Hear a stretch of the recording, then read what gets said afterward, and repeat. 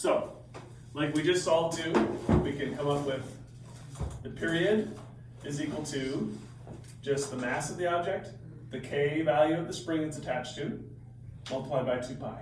And so that's, like we said, what is it independent of? The amplitude. The amplitude, which is rather helpful for us.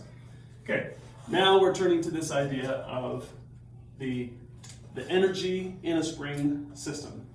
And Joseph pointed out, obviously, that the total energy in the spring is constant. It doesn't change.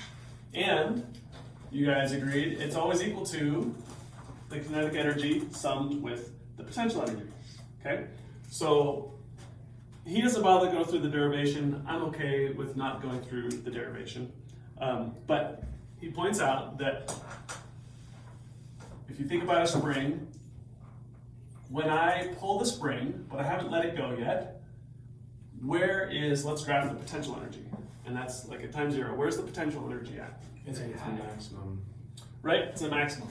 And what's the kinetic energy? It's a minimum. Because I haven't pulled it yet, right? So the kinetic energy is here, and the potential energy is here. Okay. Now I let it go, and the spring starts to spring back, right? So the potential energy is going to do what? Decrease. It's going to decrease, yeah. At the And what's the kinetic energy going to do? It's going to increase, yeah. commensurate rate. Right? You're going to do that. Now, as we get close to the 0 point, let's say we get back to the relaxed position, right, of the spring. Is the spring stopping there? No, it's actually when it's moving fastest, right? That's when, if I drew this better, right, these two peaks would line up perfectly. That's when your kinetic energy is at its peak, right? So this is our kinetic energy line marching along, and this is our potential energy line marching along. Does potential energy? Everybody? Does potential energy ever really reach 0? Yes. Right here. Right? Because at this moment right here, the spring is not pulling on the mass at all. It's neither pushing on it nor pulling on it. So there's no potential energy relative to what the spring is going to do. Remember, potential energy is always going to be measured relative to something, right?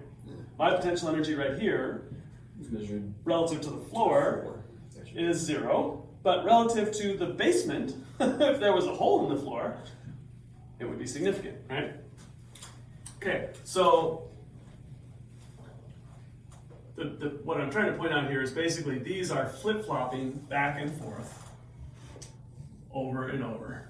Okay? Oh, it looks like a spring. It does look a little like a spring. So here's the cool thing. The potential energy is equal to 1/2, and we could derive this. We'll look at the equation a little bit. We're not going to derive it, but we'll look at it and sort of intuit how much it makes sense. The potential energy is equal to 1/2 times K times x squared, as I recall. Yes. So let's look at what this tells us. That it's not, the energy in it is not, right, we know the force was just equal to K times X, right? But the energy stored in that is greater. And that makes sense because, remember, how was energy defined? The ability to do work. The ability to do work. And how did we define work specifically? The amount of energy expended over time.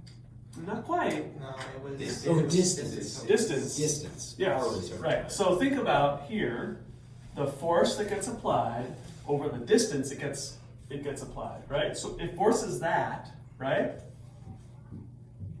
And then I multiply it by a distance, what do I get? I get x squared. Do you see that? I get the distance squared. So that's where this kind of makes sense. And then because in a sense you're doing an average, that's where the half comes in. Kind of like when we run through the math of, and really it's a derivative, I think is is where the half comes from. But that's neither here nor there. You could, just like with our equation for motion, you wind up with a 1/2 times the squared, right? I think it's very similar to that. So, what do you want to say? I thought that was the equation for kinetic energy. I thought the equation for potential energy was. I think that's right, It's, actually. no, that's potential. Not quite. No, potential energy is Because this has to do with your position that I pulled it to, right? And the farther I am away from the neutral point, right, the more pull there is from the spring that has not been turned into movement yet. Well, isn't the formula for kinetic energy 1/2 mass times x to the Last times v to the squared is velocity. v? It's velocity, yeah. Vx squared. It's just. It's Mass v squared. Well, never mind. Right? Kinetic energy is equal to mv squared, right? The mass of an object times its velocity squared, right? That's from another section, right? And you can see, we just kind of talked through, without running through a pure proof or derivation, it makes sense that we would take F is equal to kx, and then F work is equal to F times distance, right? And so that you wind up with a squared term on that x distance, okay? And so what we have is that the total energy in a system is constant, and it's always the sum of these two terms, right? So it's always equal to 1/2 kx squared plus 1/2 mv squared. And that process is constantly going on. Now you can see, why would the potential energy be independent of the mass? Does that make sense? Or are we missing something?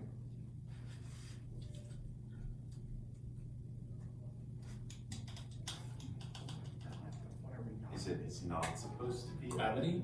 I'm asking you, think about it. Let me ask you a question here. If let's imagine that this thing is a spring, right? Pull on the spring. Okay. Does it matter how heavy the thing pulling on the spring is? No. It's going to change how far it pulls, right? Oh, But- because you have The distance it's pulled, it doesn't matter how much it weighs. Right, because this is a measure of how much force you're ultimately going to be able to apply. Now, how heavy the thing is determines how fast it will accelerate when you apply a force, right? Because F is equal to mass times acceleration. Does that make sense? So, whereas if you're measuring the speed of something, you can't know the energy of that thing unless you know how heavy the thing is, right? That's how much, because that's a measure of how much. If it's going this fast and it's this heavy, that's a measure of how much energy had to be put into that thing to get it to that speed. Does that make sense? Okay.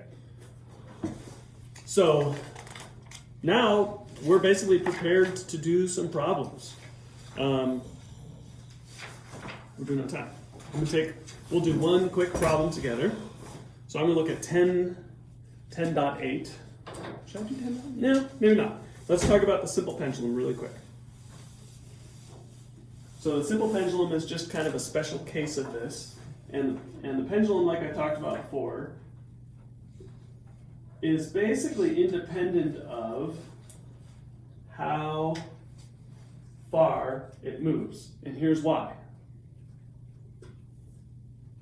Theta is roughly equal to, theta being the angle of the pendulum to the vertical, is roughly equal to the sine of theta at small angles. And because of that handy little truth, you wind up with a pretty simple equation for the period of a pendulum. It's 2 pi times the square root of its length over gravity.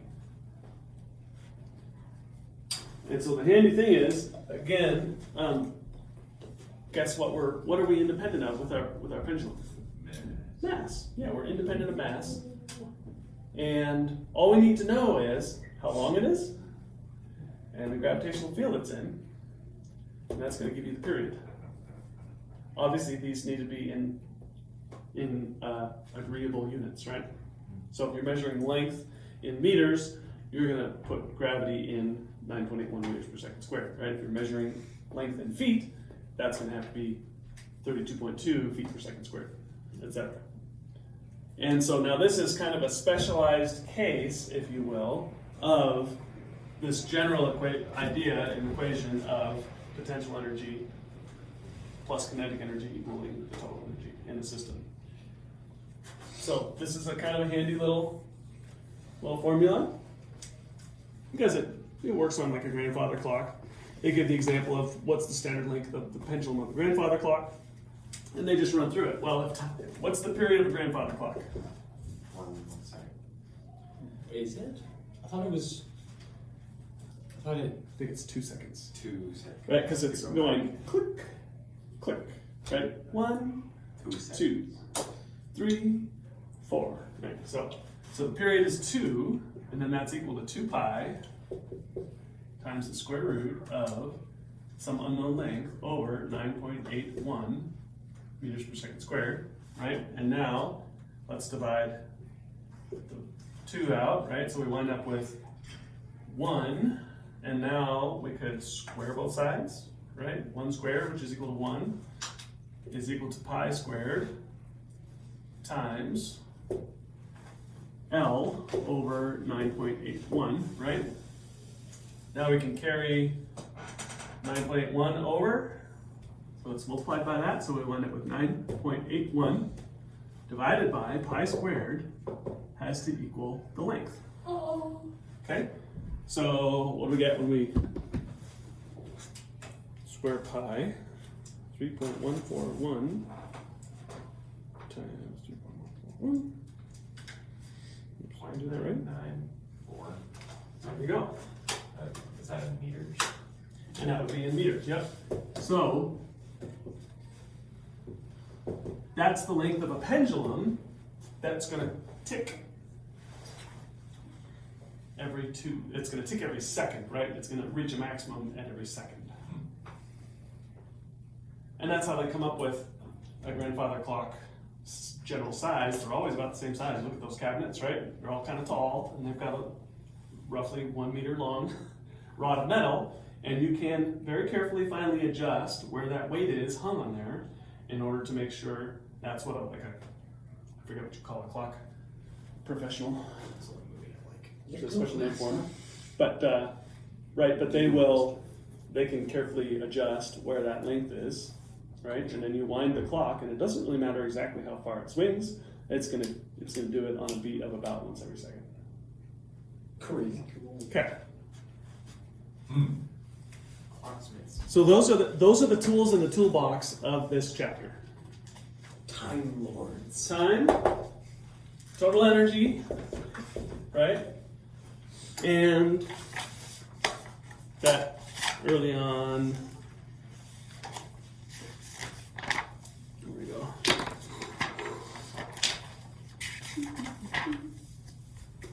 F is equal, yeah, right. Well, F is equal to negative kx and some of its implications. Negative kx. And these are the big takeaways. It's Ke, and that potential energy is equal to 1/2 kx squared. If you've got these tools in your toolbox, for the most part, I believe you can do every problem in these sections. And I didn't write down kinetic energy because that was really previously defined in a chapter before. It does not change here. All right, I've slightly over. I'm gonna let you guys go.